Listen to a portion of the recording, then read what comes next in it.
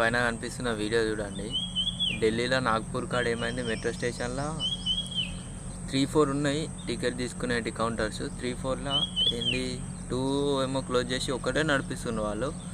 ఒకడు ఏం చేసిండంటే వీడియో తీసి ఇట్లా క్లోజ్ చేసిండు అని చెప్తే మళ్ళీ అప్పటికప్పుడే ఓపెన్లో మన పైసలే తింటూ, గవర్నమెంట్ మనం ట్యాక్స్ కడుతుంటే మన పైసలే తింటూ ఏసీలో చల్లగా కూర్చుండి ఆడ లైన్లో నిలబెట్టి కౌంటర్ ఓపెన్ ఉన్నా కూడా క్లోజ్ అని బోర్డు వేసుకున్నాడు. వీడియో తీయగానే ఓపెన్ అని పెడుతుండు.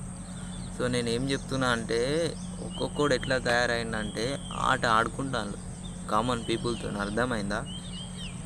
ఎందుకు రాబోయే బానిసలు లెక్క బతుకుడు. నేనేం చెప్పాలనుకుంటా అంటే మెయిన్గా మీకు ఎక్కడన్నా ఇట్లాంటివి జరిగినాయి అనుకో, సీదా వీడియో తీయండి, పెట్టండి, వాళ్ళని అడగండి ఎందుకు బంద్ ఉంది, ఏం బంద్ ఉంది, కరెంట్ లేదా, అది లేదా, ఇది లేదా, మొత్తం అడిగినాకనే మీరు వెయిట్ చేయండి. లేదు అంటే మాత్రం ఏడుకైతే ఆడికి. ఎందుకంటే మనం ఇట్లాంటి ఎండల ఆడ ఈడ కష్టపడి పైసలు సంపాదించి ట్యాక్సులు కడుతున్నాం. వీళ్ళేమో ఏసీలా కూర్చొని మన పైసలు అన్నీ ఎక్కడ ఇట్లాంటివి జరిగినా కూడా వీడియో తీయండి, సీదా పెట్టి పడేసేయండి.